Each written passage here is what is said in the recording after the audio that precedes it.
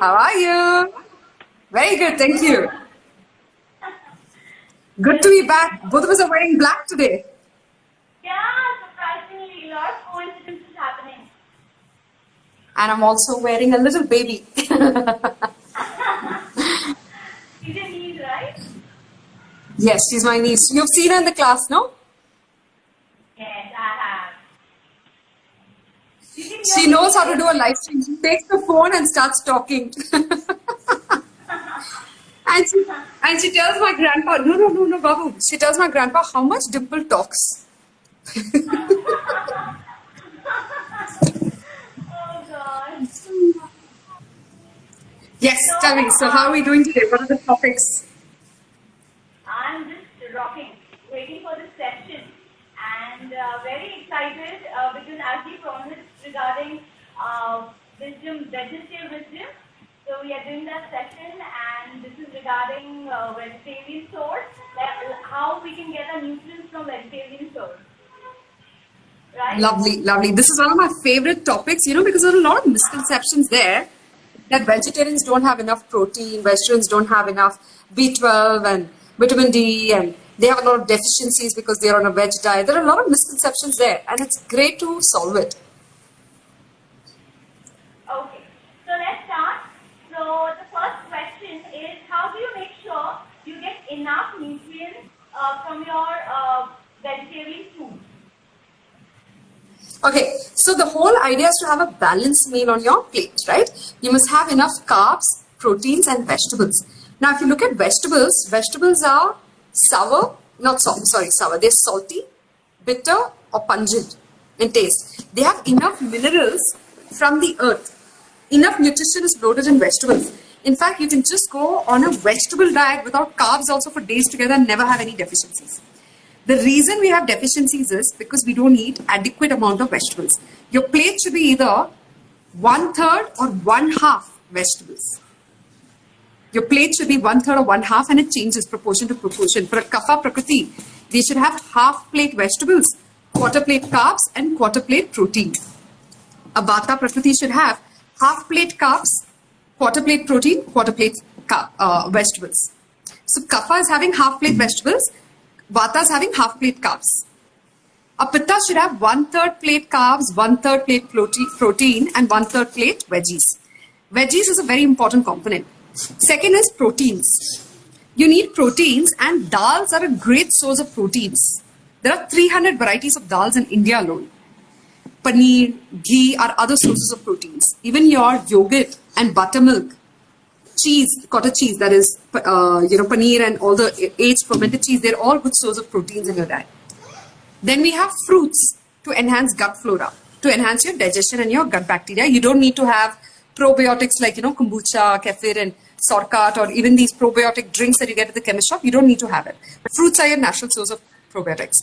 Then is carbs. Carbs is very important. Lots of people go on a carb-free diet for days together. Carbs is where kapha comes from. Kapha is what helps in building bones, muscles, tissues, teeth, nails, and hair. So if you don't have carbs in your diet, you will get emaciated very soon. You will lose bone density, you will lose skin luster, you will lose hair, you will lose a lot of new cells, right? So carbs is, rice, wheat, pasta, jawar, bajra, makai, all your millets. You need to have carbs also in your diet at all times. Fad about keto diet and all people are following nowadays. A lot of keto happening. So is it safe to go on such diet, keto diet and all? There's a lot of misconceptions again with keto diet. People think one size fits all. You and I don't have the same biomedical signature. So how can I have the food that is meant for you? Keto diet was invented for autoimmune disorders. Someone suffering from a specific autoimmune disorder like Lyme disease or, a similar disorder that Dr. Siddharth Bhargava was suffering, they need to have a keto diet, which is pure fat, to be able to allow their body to regenerate new cells every day. If you and I go on a keto diet, it will destroy your liver. I'm saying this from experience because at our clinic at Prana Healthcare Center, I've had several patients who've come post-keto diet. They've lost a lot of weight because of keto diet, but their digestion got compromised so dramatically that they couldn't even digest rice or dal or sabji roti. They were having pure fat for so long that they couldn't digest a lot of things. And they came to me with leaky gut syndrome and a toxic liver, because the liver cannot digest so much fat. The liver also needs proteins, but not too much protein also. Keto diet is dangerous if it is not meant for your body. Too much of good is also bad, right? Neem and haldi is great, but if I just have a diet of neem and haldi, what will happen? Within 5 days, my body will get emaciated. Right. So just because I'm Ayurvedic, I can't live on a diet of neem and haldi. And just because someone invented keto diet, he cannot live on fat. If he does that, he will destroy his liver and a lot of his organs. There's a long-term side effect of such crash diets. There's a lot of side effects of such long-term crash diets. In the long term, it affects your kidney. It affects your kidney because of the creatine levels from the non-veg. So when you're going on a high-fat keto diet, vegetarian diet is not sufficient because you have only paneer and maybe a little bit of rice and stuff like that, right? Then they end up eating non-veg, which increases the creatine levels, and that affects the kidney. It's proven that non-veg has more amino acids, more creatine levels, more cortisol. So it does have impact on different organs at different stages. Okay, lovely. I wanted to ask you, normally, usually vegetarians have this complaint that they do not get these nutrients from vegetarian sources like vitamins like B12, creatine, D3, DHA, heavy iron, taurine. Vegetarians don't. Could you just come a little closer and repeat the names? Could you just come close and repeat the names? We spoke about vitamin B12. B12, creatine, D3, DHA, hemi-iron, and taurine. Okay. Now, from the ones that I remember, vitamin B12 deficiency happens because you have low vitamin D. And low vitamin D in your body happens because of lack of sunlight. Just like how plants require daylight, water, and nourishment to grow. Without daylight, a plant also dies. Human beings are just like flora and fauna. We're just like the animals and plants on this planet. We need daylight. But unfortunately, even in a tropical country like India, where we have sunlight 365 days a year, we all have vitamin D deficiency because of the fair and lovely industry. The fairness industry has taught us not to go out in the sun because you get pigmented and dark and all that nonsense has happened. What has happened? None of us take enough sunlight. When a child is born in India, we actually give the child the first 8 minutes of sunrise every day for the first 3 months. Why do we do that? Because the child's lungs is filled with placenta and fluids from the mother's womb. By giving it daylight, we are liquefying the fluids that is collected in the lungs and allowing the child to breathe more efficiently. The vitamin D helps in the spinal cord becoming strong. If the spine is strong, you are strong for the rest of your life. If the spine gets affected, you have no mental, emotional, physical health. You're a vegetable for life. Once your vitamin D levels are up, then your body's ability to absorb nutrition from the food that you're eating goes up, and your B12 deficiency also will go down. You don't need to pop vitamin B12 capsules. If you're having B12 deficiency, you for sure have vitamin D deficiency. That is due to lack of exposure to the sun. So you don't have to take vitamin D injections or even vitamin D tablets. Even some of my family members do that. And I tell them the best source of vitamin D is lying down under the sun for 20 minutes. Now my grandfather started doing that. On his own accord, he's realized, intuitively that that's better than taking injections. And then we spoke about creatine levels, right? You can get your creatine even from good fat foods like avocado, paneer, different kinds of fermented cheese. What else is fattening? All your ghee-based sweets. Any fattening food has enough creatine levels that you need. And even your dals, your good fat sweets, good fat fruits like avocado and lentils, these are more than adequate. Lovely. And how much protein one should consume in veg diet? Okay, then protein again differs from person to person. Vata cannot consume so much protein because they have a low metabolic fire. So their plate should be half plate carbs, quarter plate protein, quarter plate vegetables. So quarter plate. So say about 200 grams out of a 800 gram meal. Okay, that's more than enough for them. A Pitta Prakriti can consume protein. So their plate should be 1/3 carbs, 1/3 protein and 1/3 vegetables. A Kapha Prakriti should consume little more protein, but they need more vegetables in the diet. So they can have half plate vegetables, quarter plate protein, quarter plate carbs. So just break your carbs into 200, 300 grams per 800 grams maximum, not more than that. Okay, because when we go to a instructors, the basic idea of having protein is double the weight. Whatever is your weight, suppose I am 40 kgs or 45 kgs, I'm supposed to have double the protein, like 80 grams of protein. So is that correct, or this is just a fad? That's again based on the Kapha Pitta Vata rule. A Kapha Prakriti will have more proteins, but again, remember, there's a misconception that we need proteins. After the age of 21, we don't need so much protein in our body. Your body can grow vertically only that much. Your bones and muscles and tissue, teeth, nails, hair need protein, right? If I have protein deficiency, my hair will keep falling. My hair will keep breaking. My skin will keep breaking, correct? My skin will become very fragile. I need protein for rebuilding skin, hair, teeth, nails, even nails. That's why we take biotin tablets and stuff. But after the age of 21, you don't need so much protein because you'll start growing horizontally then. So there's a misconception that you need to eat so many grams of protein. That's not true. It's again a myth, a food myth. And again, who's creating these myths? Please understand, FMCG companies who are manufacturers of whey protein and such protein drinks in bottles and charging a phenomenal price are the ones who are creating food scare or nutrition scare or deficiency scare, saying if you don't have so much protein, you have deficiency. Please understand, these are driven by corporate profits. So don't fall for it. You'll only end up damaging your own digestive system. Does vegetarians need to take supplements from outside? Is it necessary? Other than your food, do you need other supplements? Not at all. So look at the cows and the goats and the sheep. They're perfectly healthy. Have you ever heard of a veterinary saying this cow is having vitamin D deficiency, vitamin B12 deficiency? Not at all. Even a veterinary will never say that. Reason being, plant-based food has enough nutrition, enough protein, enough carbs, enough fat, enough minerals that you need for a sustainable lifestyle. Vegans, in fact, have no deficiencies. Of course, if they don't have a balanced meal, if they've just suddenly shifted from non-veg to vegan overnight, the body takes time to acclimatize. During that phase, you will notice a lot of deficiencies happening, that the body starts playing. But over a period of time, a seasoned vegan, if you see their body, or a seasoned vegetarian, they have no deficiencies. They know intuitively which food they're not eating enough. The problem with vegetarians are, they're vegetarian, but not eating enough vegetables. And I got to know this when I went to New York. My hostess was non-vegetarian, but to be kind to me, she said, I'll eat veg food as long as you live with me.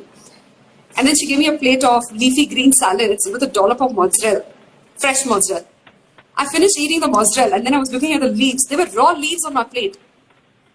And I was shocked for an Indian. I was just staring at it. And she's like, eat it. And I was like, I feel like a cow that's grazing. I never eat leaves like this. She's like, for a vegetarian, you don't eat enough vegetables. You realize? I said, oh yeah, that's true. It hit me hard. As vegetarians, the reason we have deficiencies is because we don't eat enough vegetables. You're constantly eating rice and dal, and rice and roti, and carbs like pizzas and burgers, and proteins. Where is your nutrition? That's why we have deficiencies. So how many veggies you can eat in a day? Suppose, for example, now there's a fad of intermittent fasting, where you can just have your 2 meals, not more than 2 meals if you're doing 18-hour window, like 18-hour window or 16-hour window. So you have 2 meals. So how many veggies you should have in your breakfast or lunch or dinner? Like whatever, dividing. For breakfast, you don't need to eat vegetables. For breakfast, I recommend that when you wake up, have 200 ml of warm water to first wash down the toxins. Then I have some herbal spice teas. Have herbs and spices in the morning. Each phase of the day is reserved for a specific food item. The mornings are reserved for herbs and spices and fruits. Have a big bowl of fruits, raw fruits. Fruits can be consumed only in the morning, empty stomach, and at 4 in the evening. After evening, 4 p.m., you can't consume fruits. So occupy the slots for fruits first, the early morning and 4 p.m. Once you're done with fruits, then you have grains for breakfast. You can have either moong dal khichdi, moong dal chilra, broken wheat dalia, upma, poha, idli, dosa, dhokla, pancakes, even sourdough bread and some cheese. You can have those for breakfast. So you're getting a little grain. Vegetables are best consumed for dinner and lunch. Lunch, you should have a big bowl of vegetables, compulsory. There's no two ways about it. Reason being, carbs like rice and wheat and pasta cannot move down the intestine smoothly without fiber. Okay, so let's continue where we were. So if too much of hair fall. So what kind of diet one should follow? If you're having too much of hair fall, first of all, you need to strengthen your uterus because for women at least, okay? So this is for women. Immediately include carrot, beetroot, spinach, pomegranate, and grapes in your diet to increase the blood regeneration. That is one. For men and women, the advice is remove packaged food from your diet, remove complex proteins from your diet like non-veg for some time. Also remove packaged food protein, frozen foods, because they have a lot of shelf life, and shelf life means they have preservatives that is causing leaky gut syndrome. Go on a mono diet if you can for 7 days, wherein you're just eating moong dal khichdi for 7 days for lunch and dinner, and only fruits for breakfast. When you go on a mono diet, you're giving your liver an opportunity to detoxify. Once it starts releasing all the toxins from the liver, then you're ready for the next phase, which is building new tissues, new muscles, new cells, and all of that. So the step 1 is to release all the toxins, and the step 2 is rebuild again. Then for hair fall, you also have to ensure you're eating 1 apple per day and curry leaves, green leaves in your diet.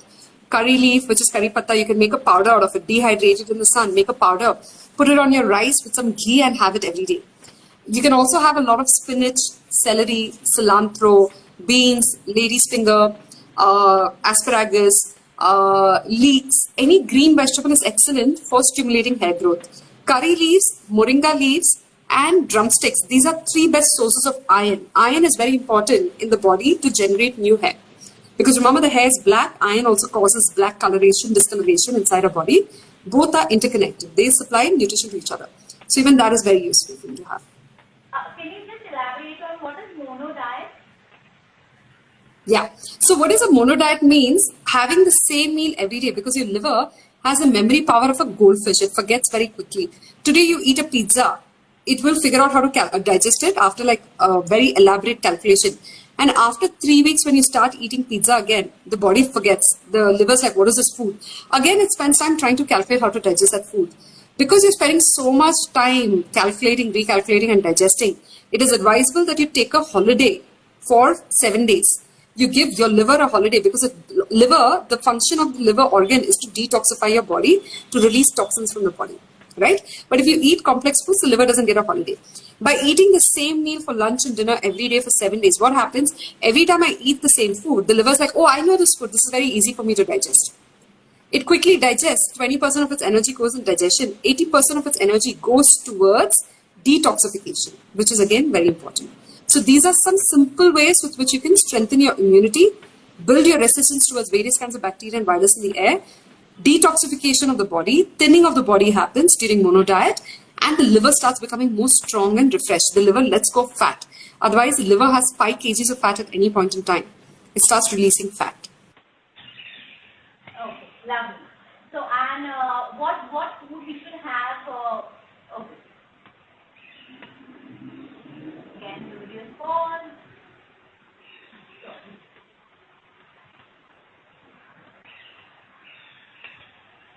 Okay, you're back. Yay. Okay, so what food one should have for a good skin? For good skin, again, lots of fresh fruits and astringent fruits. Astringent fruits would be berries and cherries, raw apple, pineapple, raw banana, ripe banana, I would say. These fruits are astringent. What do astringent foods do? They dry up the moisture in your body and they allow the collagen to become tighter.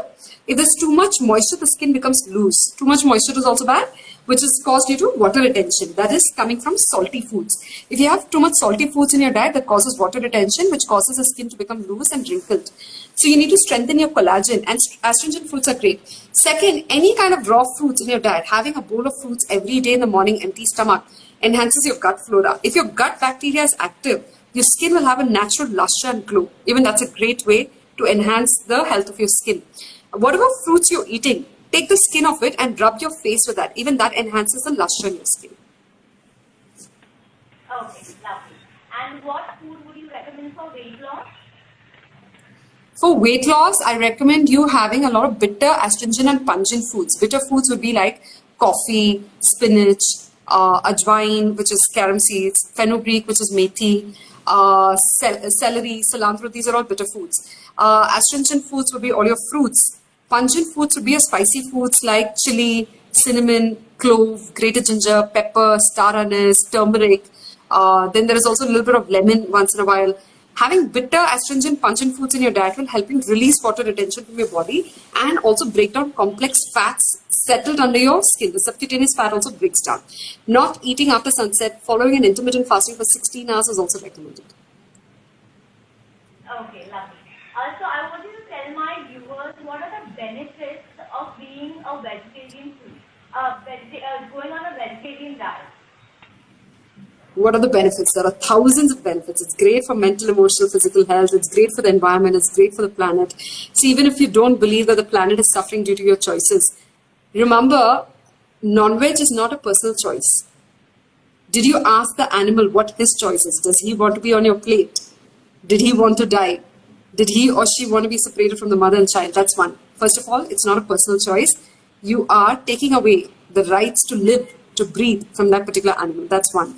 Number two, when we have vegetarian food, we're having live fruits, live vegetables that is loaded with digestive enzymes. That's great for your gut flora. But when you have dead food, it has no digestive enzymes in it. It sits in your stomach for 72 hours. 24 hours in the stomach, 24 hours in the small intestine, 24 hours in the large intestine. 72 hours it sits in your gut and it stresses your body out. Number three, when an animal is quarantined, like how we are being quarantined right now, what happens when we're quarantined? We're going through anxiety and stress and we're releasing cortisol in our blood. So much stress we're going through, right? With little quarantine, 4 months of quarantine, all of us are going crazy. Imagine the animal has been in quarantine all its life. What happens? It also goes crazy, just like how we are going through craze. It goes through anxiety, it goes through stress, it goes through infections, it goes through diseases, and it starts releasing diseases. Lots of animals also end up having cancerous cells, which causes its early death. Now, these animals also release cortisol when they're stressed, when they're in quarantine or when they're in confinement. They release cortisol even in their blood when they are going through slaughter. So what happens? You are basically consuming the cortisol of another animal. We have enough cortisol in our body because of the kind of corporate careers we have, the stressful life that we have outside, right? So I don't recommend non-veg for anybody. You're consuming the cortisol of another animal. You're taking away the rights of the other animal. It's not a personal choice. And number three, it has no digestive enzymes in it. It sits in your gut for 72 hours.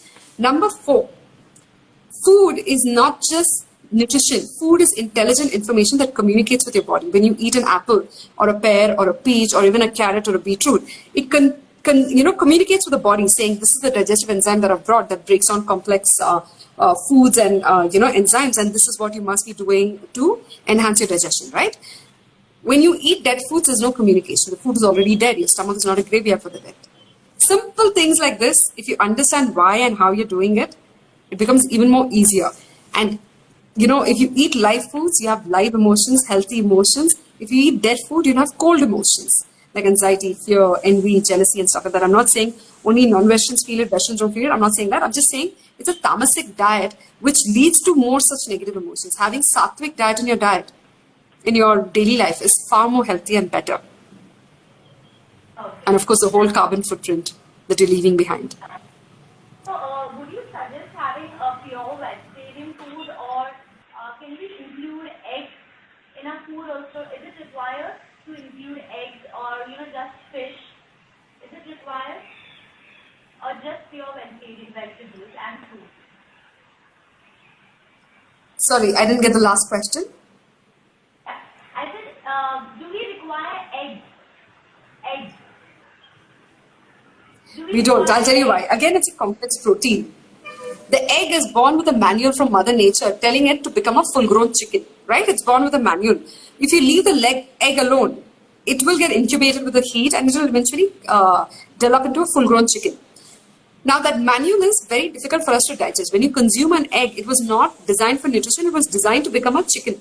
So when I consume that egg, my body has to struggle with breaking down that manual and digesting it. You have to digest everything you consume. Be it information, be it food, be it nutrition, be it emotions, be it thoughts, actions, and deeds. You have to digest it. When you can't digest it, what happens? It sits in your stomach acids. It sits in your intestines for 72 hours. The stomach acids have to break it down, and that's a very long time for it, okay? This is another reason why you don't need eggs is patients who have PCOD and PCOS or infertility of the uterus is because their uterus is developing estrogen, which they're not able to digest, correct? Why would you want to consume the estrogen of another animal when you're not able to digest your own estrogen? It leads to more gynecological disorders, excessive consumption of eggs. It can also lead to constipation in the long run. And what about baby products then? Because that also comes from animals. So is that safe and good for body? What products? Baby products. Baby products.